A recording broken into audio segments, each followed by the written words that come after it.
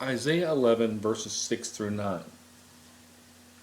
And this is where we have the issue of the wolf lying down with the lamb and the lion eating straw like the ox.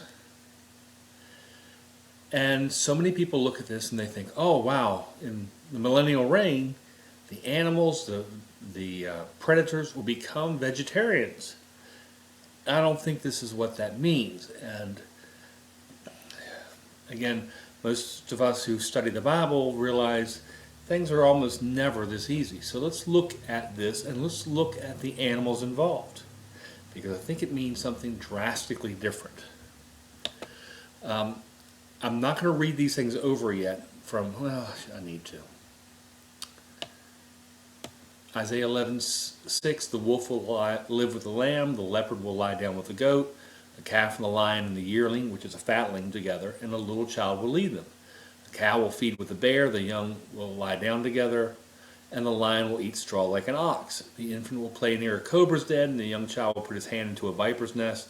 They will neither harm nor destroy on all my holy mountain, for the earth will be filled with the knowledge of the Lord as the waters cover the sea. So, let's look at the animals we have involved here. And let's look for parallels when we're specifically looking at the Bible. The wolf, the tribe of Benjamin, Genesis 49:27. Benjamin is a ravenous wolf. So Benjamin lies down with the lamb. Now, what do we have from the lamb?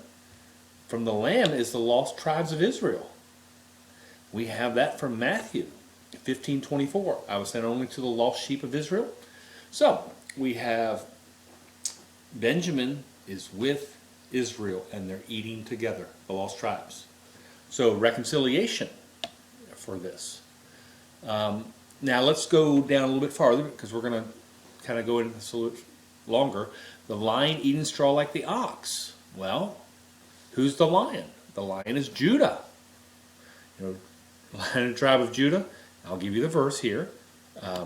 But again, Genesis 49:9, Judah is the lion's cub. And who is he eating with? He's eating with the ox. Who's the ox? Well, that's Joseph, Ephraim, and Manasseh, and Joseph. Deuteronomy 33:17, and describing Joseph in majesty, he is like a firstborn bull. His horns are the horns of a wild ox. So Ephraim is reunited with Judah. The two sticks coming together. Had nothing to do with being vegetarian. It's the two sticks coming together. So let's also look a little further at this because, as we start looking at it, the leopard. Well, who's the leopard? The leopard is very rarely mentioned, and it appears that the leopard is realistically the ones who are part a country that is with the Antichrist, the battle, the final battle. We have both the leopard and the bear together in that issue. And they will lie down with the goat. Well, the goat's an interesting issue. Because the goat, the word used, is Gedi. It's first used in Genesis 27:9. Well, as it pertains to that, that is Jacob when he is doing, his mother is doing the soup to fool his dad to get the blessing. So the attacking army, who loses, is going to be at peace with Israel, Jacob. No more fighting. And what do we know about the millennial reign? There's no war during the millennial reign. So that fits. The cow will feed with the bear. Who's the cow again? That is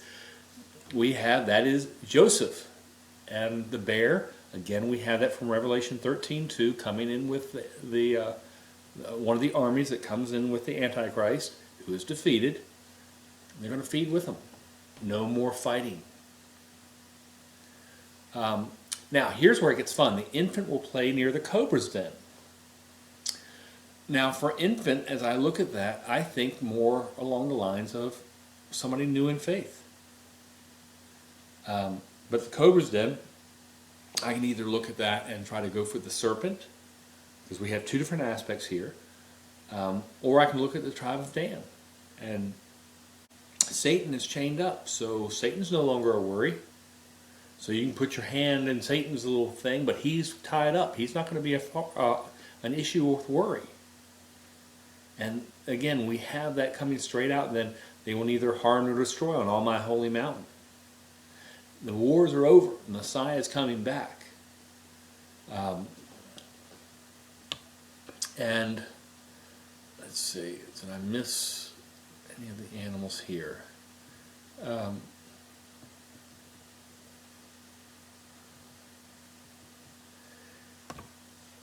The other aspect, when I think of little child, again, I think of somebody who is new in faith. And if you go back and you research the two, obviously Moses and Aaron were obviously the top dogs when we were going through the Exodus, but right behind them were Joshua and Caleb. And Caleb was not a natural-born Israelite. So he was very much of a newbie. And even though he was a newbie, he was a leader.